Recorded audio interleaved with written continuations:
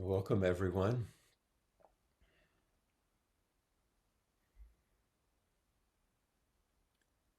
As we begin each Tuesday, I think about the time zones in my mind. My imagination begins to go across the globe.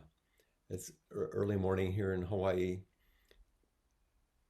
and I go against the sun back towards the west coast of the United States, and so many of you are on Central Time, midday, and then past the central U.S. to the East Coast a little bit early in the afternoon across the Atlantic to our friends in the UK and in the continent of Europe in the early evening hours. That there's a large umbrella of care as we sit together. So let's begin our sitting for and with the entire world.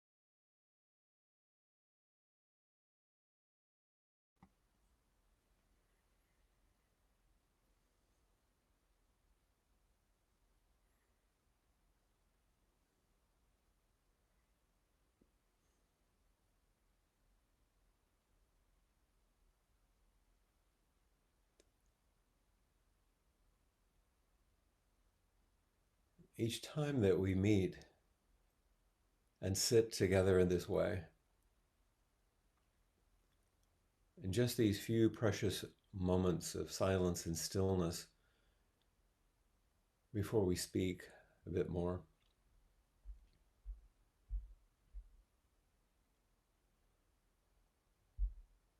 we're sitting to relinquish, to let go of all of our plans and efforts and even ideas about the world, our personal perspective about things, and just open to what is in the silence and stillness.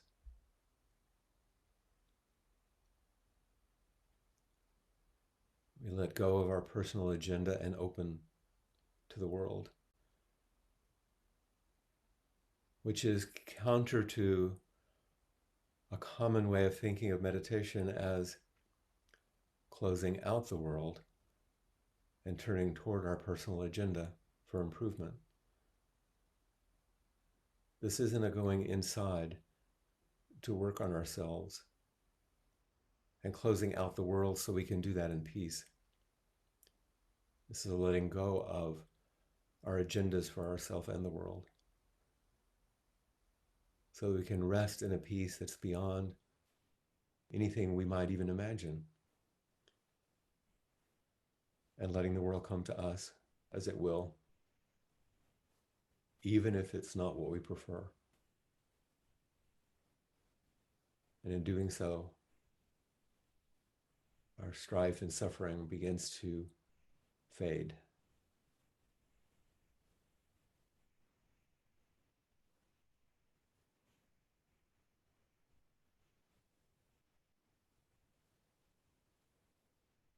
So rather than an inward turn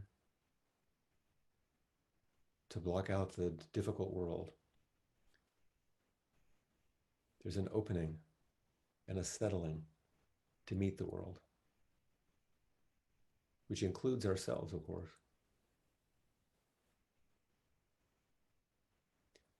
And this turn is what is spoken of in our 4 practice principles. So in just a moment, when I ring the bell, rather than engaging in our usual form, which is to chant the verse of the robe, instead, we'll begin with what we typically chant at the end, the 4 practice principles. The one that begins, caught in the self-centered dream.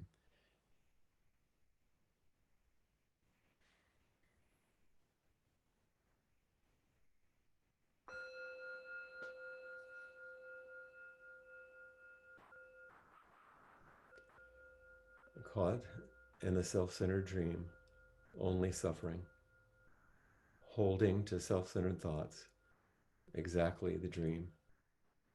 Each moment, life as it is, the only teacher, being just this moment, compassion's way.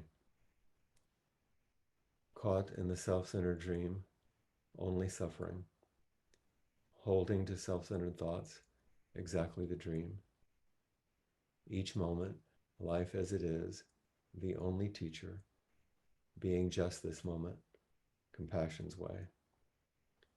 Caught in the self-centered dream, only suffering, holding to self-centered thoughts, exactly the dream. Each moment, life as it is, the only teacher, being just this moment, compassion's way.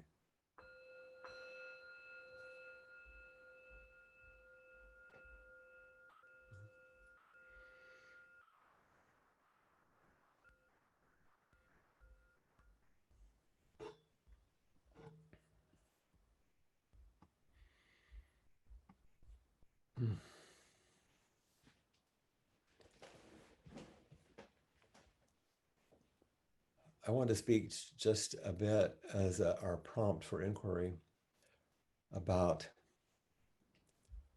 a very, very early teaching of the Buddha, well before Chan developed in China or Zen in Japan. And you'll understand why it's been on my mind. And I hope it invites some reflection and some questions. And possibilities of a little more freedom for yourself. And one of the very first talks that the Buddha gave early on, he was speaking to a group of people in northern India who engaged in an esoteric practice of worshiping fire. And so he decided as a rhetorical tool to use his image of fire to speak about the teachings. And if he was speaking to them, he would call them bhikkhus because that's the name that in the language of the time spoke to the monks. And one translation, a little more faithful translation to the famous line from this talk, he said, "Bhikkhus, all is burning. All is burning." Now we have the quite literal manifestation of the fires right now, which is very hard to ignore because they're so potent. Another translation that is sometimes opens this statement up that's given is the whole world is burning, attributed to the Buddha. The whole world, everything is burning. And I don't want to give an academic talk about this early sermon or the etymology of the words even so much as what it speaks to for us now and how it relates to these four practice principles that we just chanted. All is burning. The whole world is burning. The all, by the way, sabba in Sanskrit, is a description of the senses, eyes and ears and nose and all the senses, and the sounds and smells and tastes that go with that.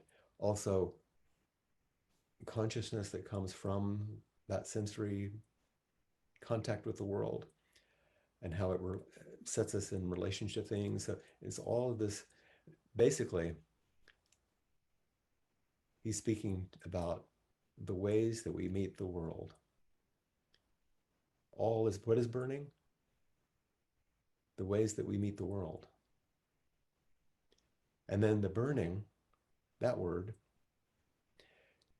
is, he spoke about it. It's a combination of the fire of passion, the fires of aversion, of delusion, also just the manifestations of suffering and old age and death and sorrow. These are the same things that he spoke about in the Four Noble Truths and in dukkha, but also in the second noble truth about our reactivity. So burning here is talking about our reactions to suffering. So just a little bit.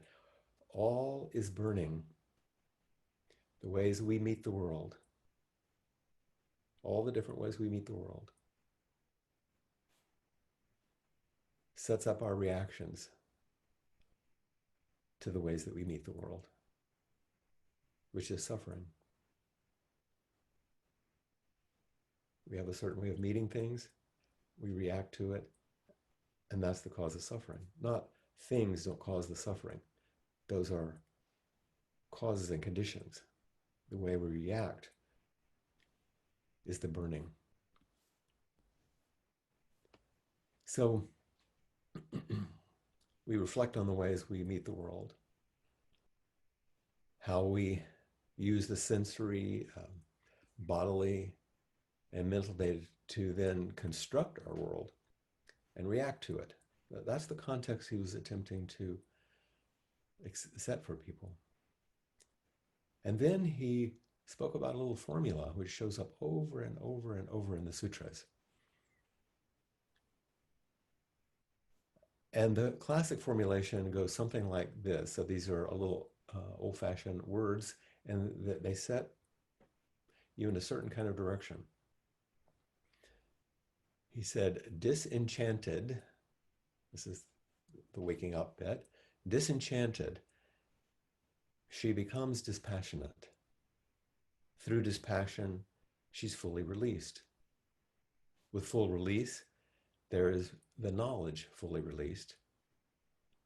She discerns that birth is ended, the holy life fulfilled, the task done. There's nothing further for this world. So once again, that's a bit um, older language, but let's just reflect for a moment on what it might mean for us in our practice. The whole world is burning.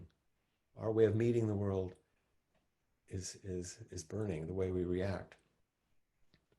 Disenchanted, she becomes dispassionate. Through dispassion, she's fully released, and on to this thing about the task is done. Could it be said this way? No longer caught in the self-centered dream, a person quiets self-centered thoughts. No more enchantment, less burning. When self-centered thoughts quiet down, there's an easing from the habits of conditioned reactivity. The fires begin to quell. With the release from the habits of reactivity, simple present moment awareness opens and comes to the fore. This knowledge of release. This awareness only, not my awareness, but awareness only, doesn't actually move, has no preference, doesn't cling to things or push away things, is clear and unconfused, and is completely free to respond to the moment. And this is what I believe that the Buddha was suggesting for us. No longer caught in the self-centered dream, a person quiets self-centered thoughts, the way we construct the world. When self-centered thoughts quiet down, there's an easing from the habits of automatic conditioning, automatic reactivity. And with the release of this habitual way of, kind of a sleep way of meeting the world, simple present moment awareness comes to the fore. It opens. It's always there, always with us, always on our side. And this is an awareness that isn't personal. It doesn't contain preferences. It isn't about likes and dislikes, clinging, pushing away. It's not about confusion or clarity. It's a clearer mirror that is completely free to respond to what's in front of the person.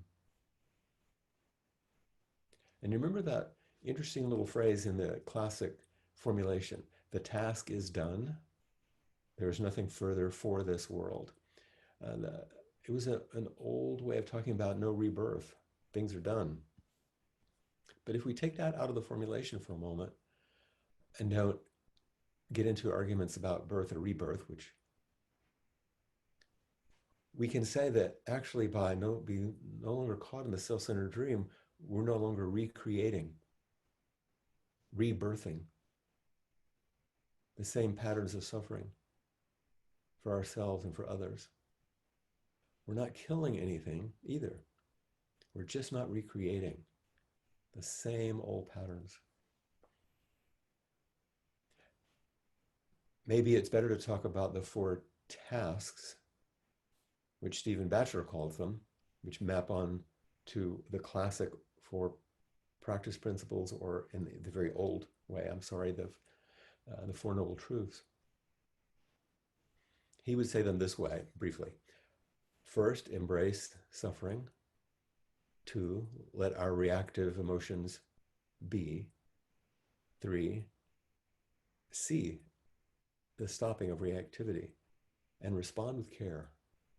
It's just another formulation of the same thing. Embrace suffering sounds strange when you think of the ways in which Buddhist teachings are often taught as the end of suffering. Embrace suffering? On a practical, everyday basis, the lives that you and I actually live, to step back into basic awareness, which we do when we sit. We step back, and rather than getting busy working, we open. We unblend, we say sometimes, with the reactivity and rest in this primary awareness and turn toward. We don't unblend to get things to go away. We step back so we can meet the inevitable. Someone asked me yesterday in a group to remind them of the first line of my TED Talk where I said, my message today is not about changing the world. It's about how to meet a world that never stops changing. All is burning. Everything is burning. This is the inevitable. We step back so we can meet the inevitable. It's not an accident. It's not a failure. This is the way things are. And as John Tarrant once famously said, Zen teacher, there are no circumstances under which it is wise to refuse life. The refusal is our suffering. The turning toward is our freedom. So we're choosing suffering in a way, not like, hooray, I'm suffering. This is what's happening. I'm going to embrace what is happening. Number 2, let our reactive emotions be. It doesn't mean passively like, oh, well, I feel bad, but to not feed our reactivity, to not have something that wells up and then another part react to that and another try to, that ongoing sequence of reactivity builds a self. And there are ways in which, as we embrace suffering or look at what's happening, the inevitable, learn by sitting, opening, turning toward, that we can step into a larger space to meet each moment rather than trying to change it or get rid of it. Not to feed our emotions. The Buddha said, when asked what to do with difficult emotions, he said, gaze upon them with kindness and remain still. Embrace suffering. Let our reactive emotions be. 3, see, apprehend, appreciate the stopping of reactivity. It's like becoming the container, the bowl that holds what's happening with deep intimacy so that we can step forward into care. It's building the container so that we don't, and the image he used and for the fire worshippers, the Buddha said, if you put an earth bank around a fire and hold it, you can use the energy. If you cover up the fire, you lose all the energy, the possibilities, its function. If you don't have the earth bank, you can burn everything else around us. This is the burning. So the stopping of the reactivity is the containment of the inevitable and the embracing that this is what a life is. It's not some ideal or idea. And then 4, well, we embrace the suffering, let our reactive emotions be, see this stopping and contain it, and respond with care. Mindful, diligent care in the world through wise and compassionate action. This is in part the definition of appamada that we use as the name for our center. So let's look at some practical examples of this then, just briefly.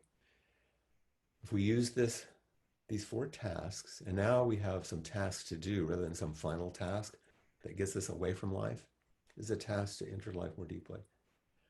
When facing a climate emergency that threatens the viability of intelligent life on Earth, this would entail embracing the possibility of extinction,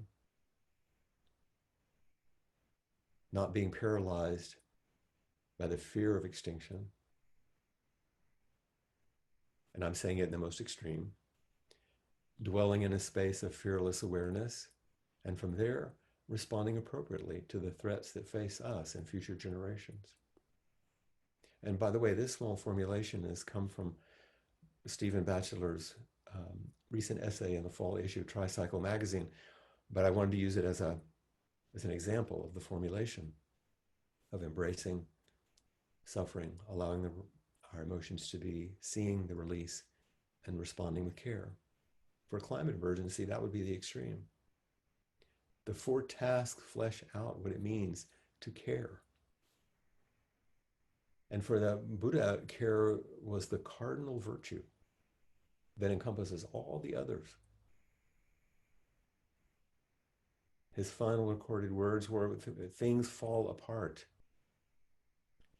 Tread the path with care.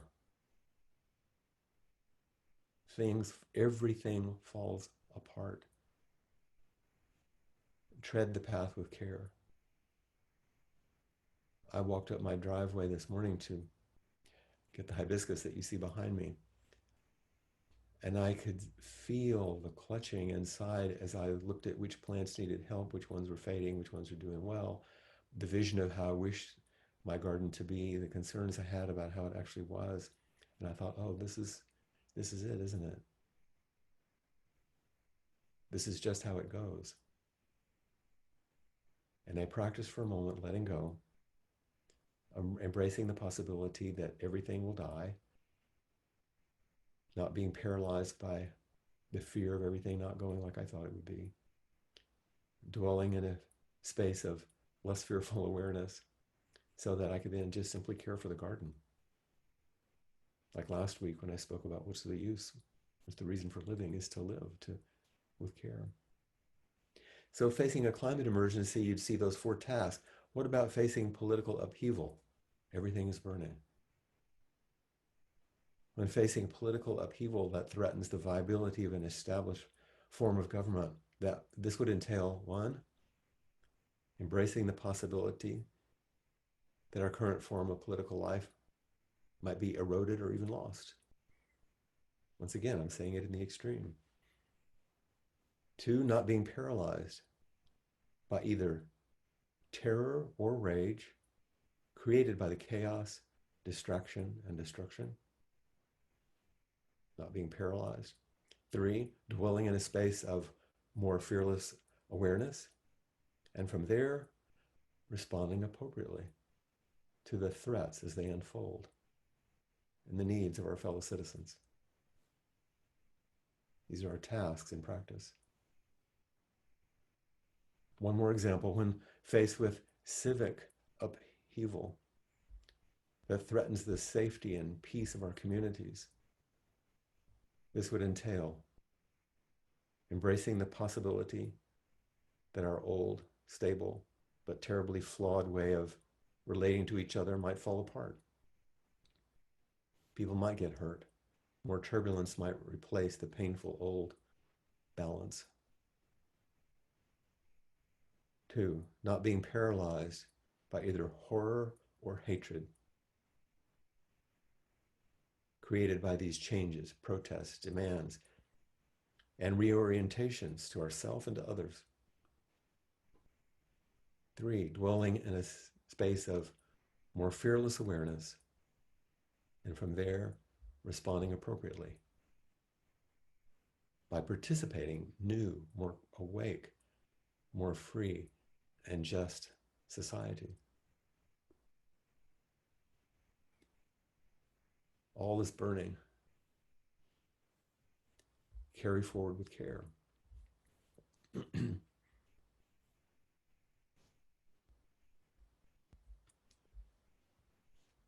The ultimate reflection that the Buddha suggested was on death itself. Death is certain. The time of our death is uncertain. How should we live now? This is a theme that actually I've been reflecting on in the last few weeks, as you know.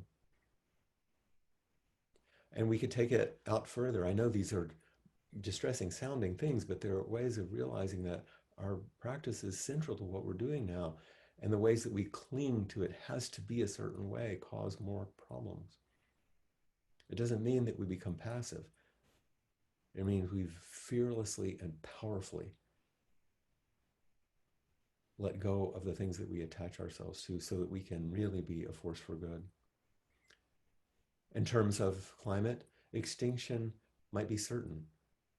The time of extinction is uncertain. How shall we live now?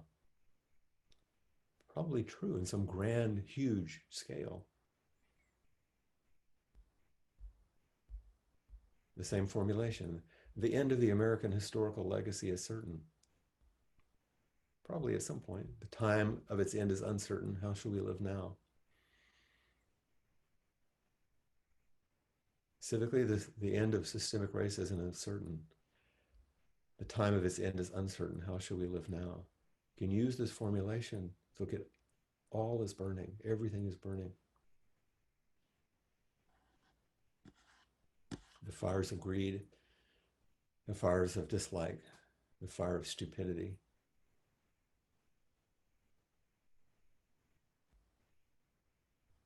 And the Buddha understood that a world ablaze with these fires, he understood it to be barren, arid, a wasteland where nothing grows or flourishes. So it's important to embrace suffering, to turn toward it, let our reactions be and turn toward what's there, to see that that stopping of reactivity allows us to contain and work with the energies of an actual life, and to then respond to care. Things fall apart. Tread the path with care. Things fall apart. Tread the path with care. That's our job. And that's our practice. So if this calls forward questions you have about your own practice or things that you'd like to meet, please raise your hand so that we can meet, so we can enact the turning toward, the holding, the responding with care. We together enact the containment that allows something possible to happen that's different.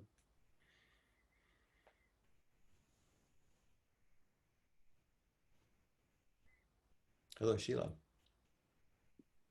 Well, I ended the last, I was speaking, I was crying Yes. at the last session.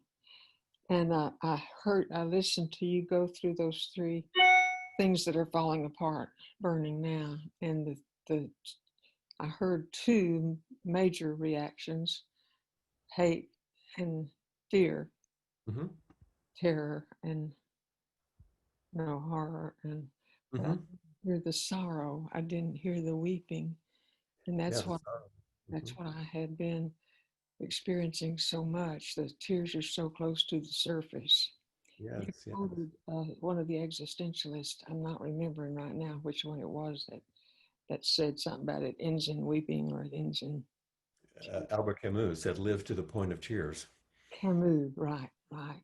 He's Mm-hmm. okay.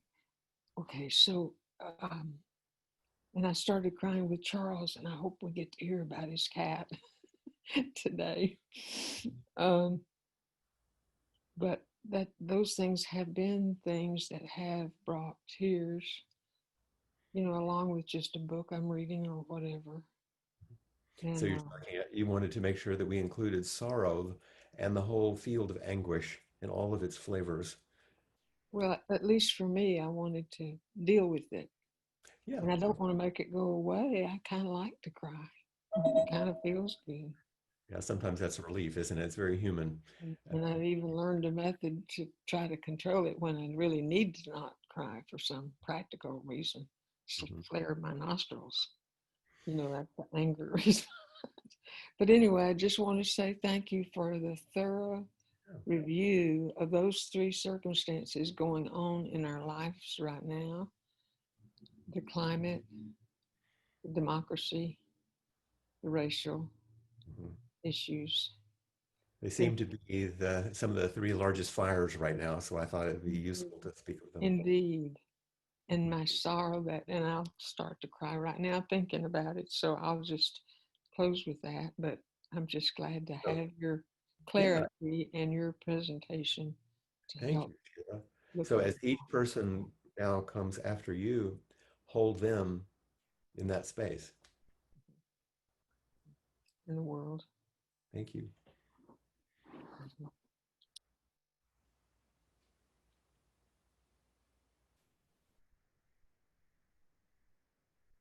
Oh, there he is.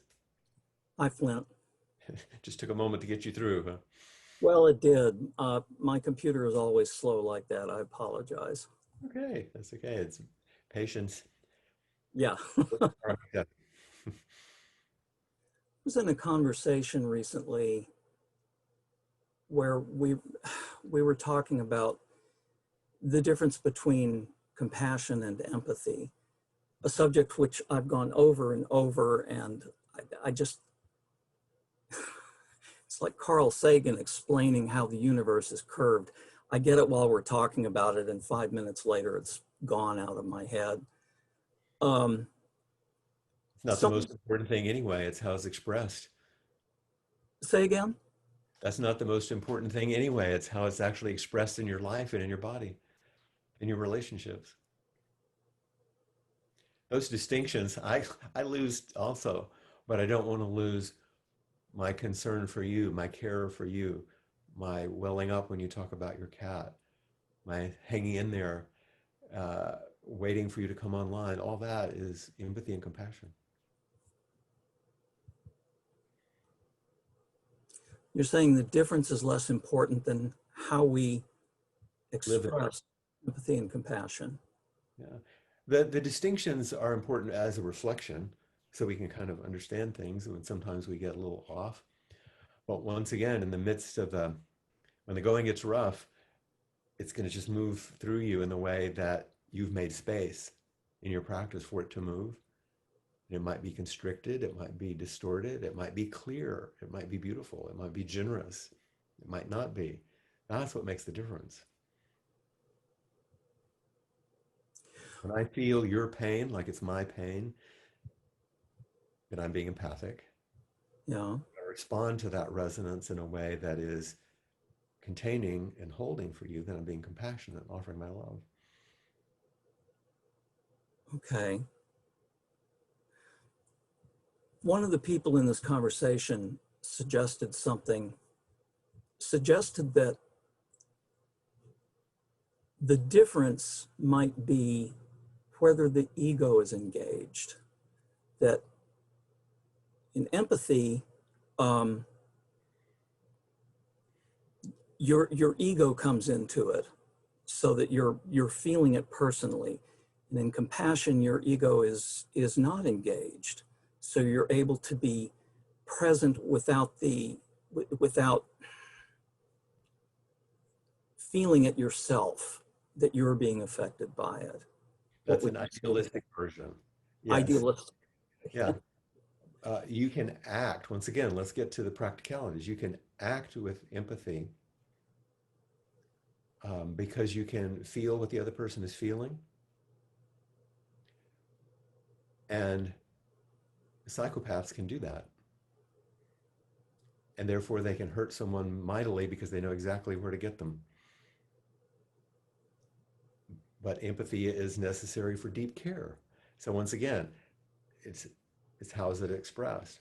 You can be compassionate in that selfless way, which is quite generous, or you can act compassionately for selfish reasons because it might get you what you want. So once again, it's not the behavior in so much as where it's coming from. Okay. That's a much more useful Uh-huh. distinction Yeah. and feels much more organic. Yeah, yeah. And Yeah, and it's worth paying attention to, and the distinctions are important, but just not so much argumentatively, but in actuality. If someone is acting kind toward you, you can feel if there's some personal agenda. You can feel if they are in the way. You can feel it's sure. a different feel. And Yeah, that's not about judgment or criticism. We all have variations of this. But if our aspiration is to not have ourselves in the way, and that's why we pay attention like we do and practice like we do, so we can have a, a clearer kind of awareness that isn't my awareness, it's the awareness. okay. Yeah. So I can walk through the garden instead of seeing it how I want it to be and fretting over it. Yes. I can just water and weed. Right. Thank you. How's the kitty? She died Saturday morning. I had spent a week agonizing over the ethics of euthanasia and whether I had the right to to intervene in her natural death, and finally decided that I didn't know enough to expose her to the possibility of suffering at the end. So I had scheduled a visit by a home euthanasia vet, and Elgin died an hour before the vet was to come. Cats always have the last word. Yeah, I was going to And say, who was the more compassionate in this case? it's the first time I've gotten to watch an animal die, and it was as peaceful a death as I've ever seen. So I have a lot of grief, but all kinds of gratitude to her. Yeah, yeah, wonderful. Thank you for sharing that. It's important.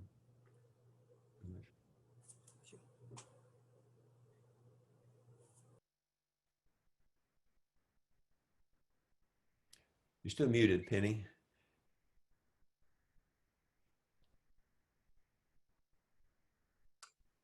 There we go. Got it.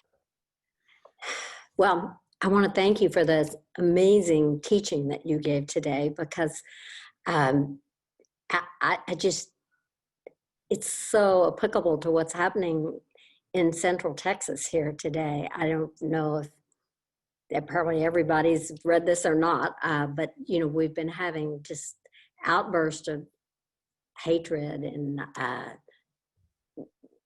Trump parades that hundreds of cars line up, and it's a very kind of violent crowd. And so they had taken a Black Lives Matter flag and attached it to the bottom of the pickup truck, like underneath the pickup truck, and dragged it. And so there's a lot of outrage in the community about that. And so I was wondering, how could I deal with that, and then anyway, so what I did was write to the mayor and the city council and talked about, trying to have, in other words, a more compassionate approach in our city, and how could we could do that. And so I referred them to the Southern Poverty Law Center because they have a wonderful program for teaching for tolerance, and suggested trying to do something concrete that, they could go and maybe they could find helpful programs. And so I haven't heard anything back from either one of the council people or the mayor, but that's okay. And then I wrote a letter to a very wonderful woman who's a doctor and in New Braunfels, who leads the Martin Luther King group there, and just a letter of support. And so I tried to do, being an older person with COVID, I didn't feel like I could be going out and protesting and everything. But, and then yesterday or this morning, there's a new headline about there was a huge billboard on I-35 saying used Mexicans. And they've gotten the person to take that down, but that's right. The location of that was right where all the trucks gather for the parades, the beginning of the parades. So it's very, as a citizen, it's very concerning that all this hatred is just like popping up. Everything is burning. So how do you practice? And you're saying one of your practices is to reach out. Remember, the last step was compassionate care, to reach out and offer something. And there's another, without making it more complicated, there's another 4 things you've heard me say before, which comes from a cultural anthropologist, Angeles Arians. And she says, show up, pay attention, tell the truth, and don't be attached to the outcome. And there's our practice age. Actually show up, be fully present, tell the truth, be the truth as best you can. But show up, pay attention, open to your wisdom, tell the truth, and then you have to let go of the outcome and keep doing your best. That's a really good step. Yes. So keep doing your best and then accept what comes Keep next. the cards and letters coming. And then the next, and then because each thing is the next thing. The whole world is burning. Thank you. Thank you.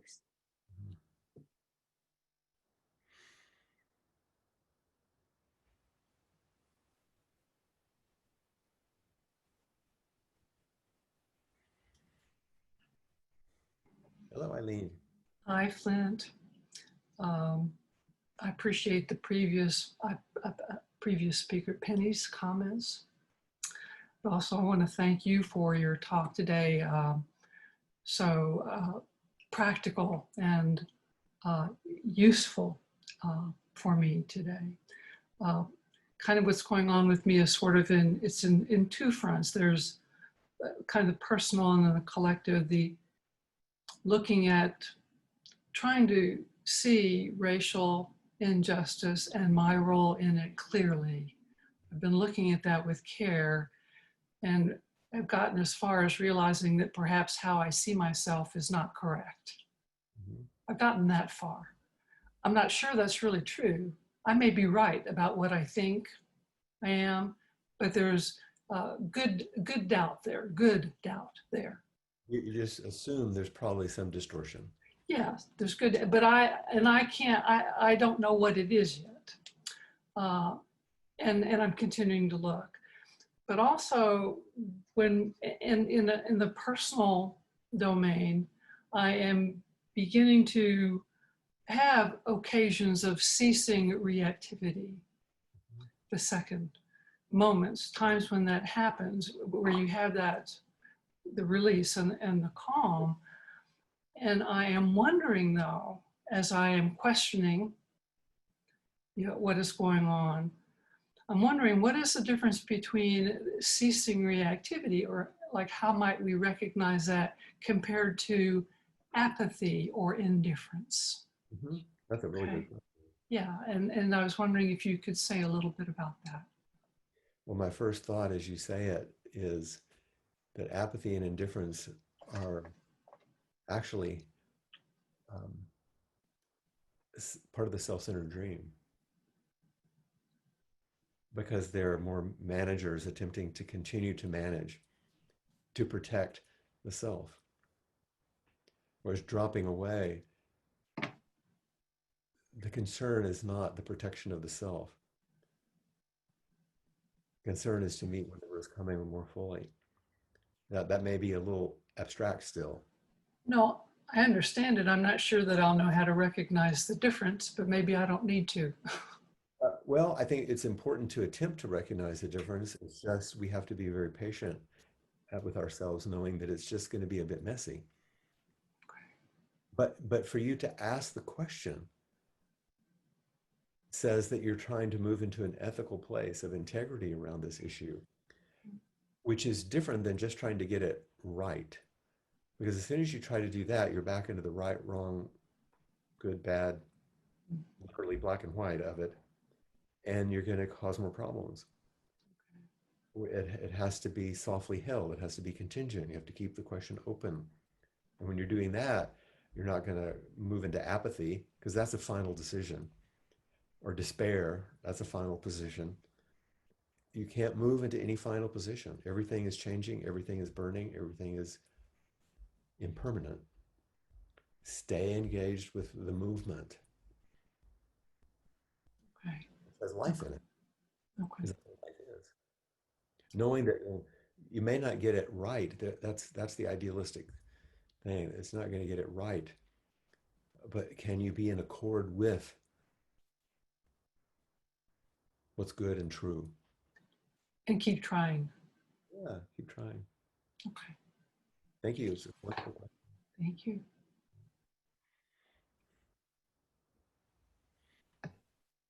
Greetings, Catherine. Hi, Flint.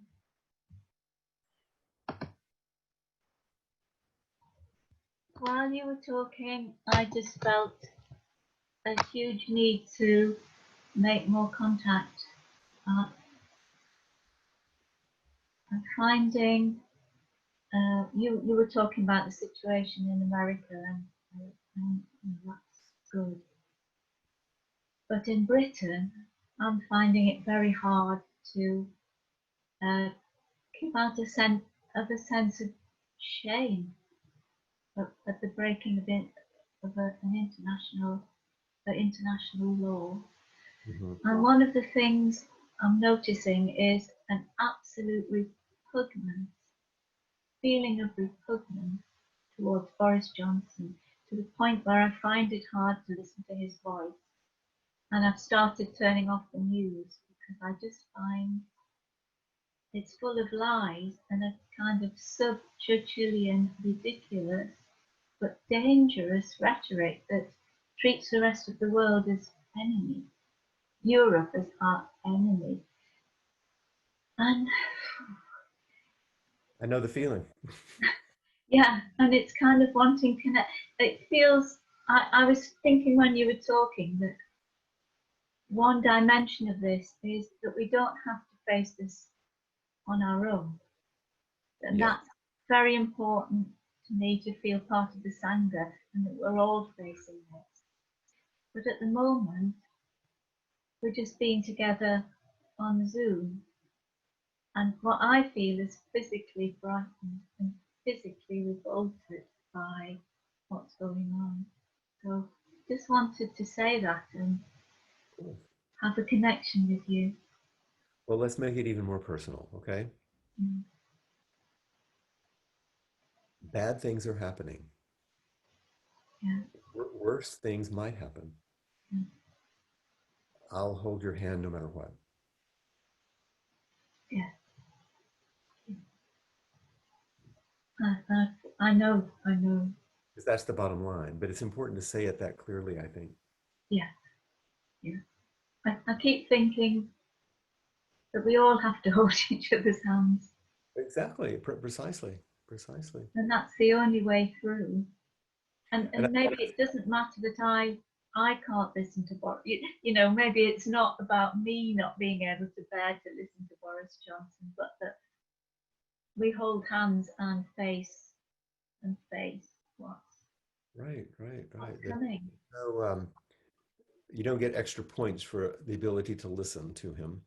You don't get extra points for your rejecting him. No. You turn toward what can I do? What's my version of care that I can make? And how can I do that together Yeah. with, With others, with with the not just the Sangha, but that's what first comes to me.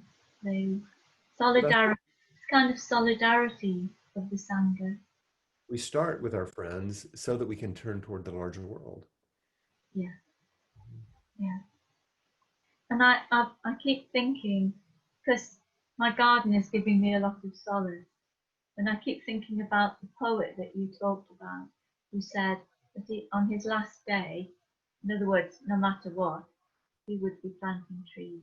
Yes. I, Yeah. I hold on to that. That's what I hold on to as well. It's like I'll continue to make this good effort in the service of this garden, Mm. no matter what happens. Because Yeah, that's what I that gives me great joy. It's what I love to do. yeah. And it's something concrete and solid. Right. Yeah. And that's what I do in this garden. Thank you, Flint. Thank you, Catherine.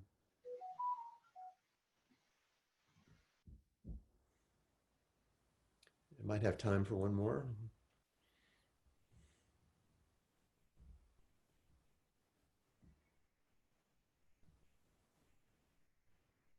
Hi, Liz. Hi, Flint. I want to be sensitive to the time, but one thing you shared that I wanted to just put voice to is you were talking about, you were really prefacing everything you spoke to by saying this is the extreme. But When I was extinction or the end of American culture and all that. yeah, but it's extreme.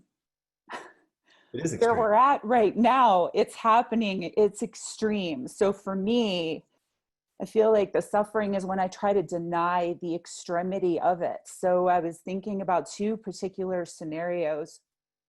One was when we had a COVID test because Mark's parents got COVID. We Oh, were with them, so we got tested. And I was sitting in the car in a line of cars with a woman in a hazmat suit, swabbing noses. And I thought to myself, this is so bizarre that I am sitting here in a car looking at a woman in a hazmat suit, swabbing our noses. But it's like, if I stay really close to the experience, it's like, okay, here I am sitting in my car waiting to have my nose swiped, you know, and then, with smoke and ash. right. And that was the other experience was I was on a stand-up paddleboard on a reservoir where I live with ash coming into my mouth. So you had to abandon the day. And I'm thinking, there's ash coming into my mouth that's falling from the sky right now. It's extreme. Well, that's And we're living in I said it. it that way. I said the extreme. I'm just trying to soften it to people that would say to me in my imagination, well, you're only saying the extreme, but actually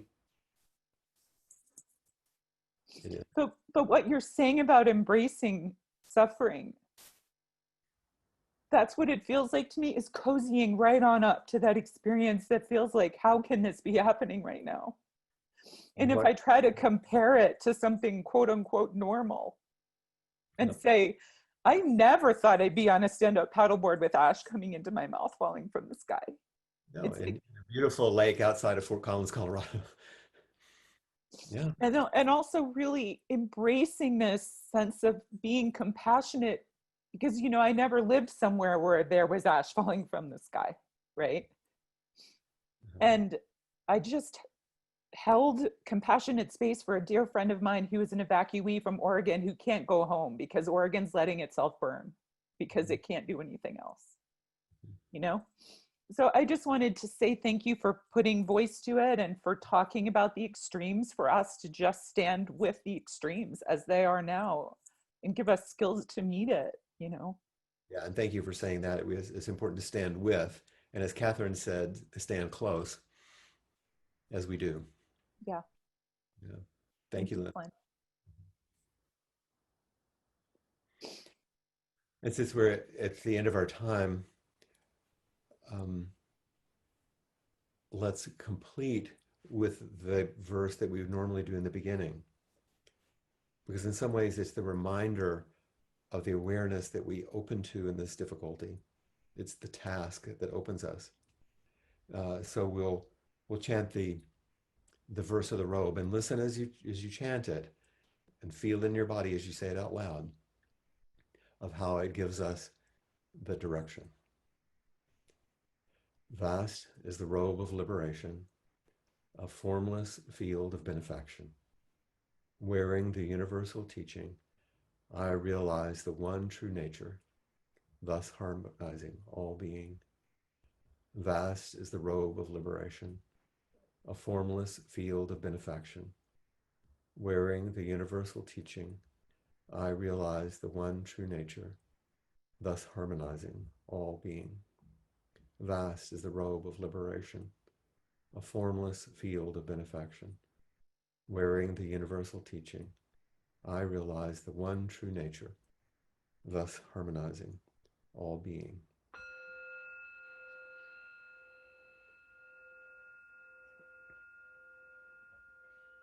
Thank you so much.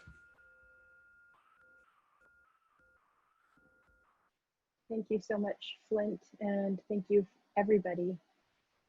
Appamada's programs and facilities are supported through your generosity. Your support makes a huge difference. There's a link for contributions on the website at appamada.org.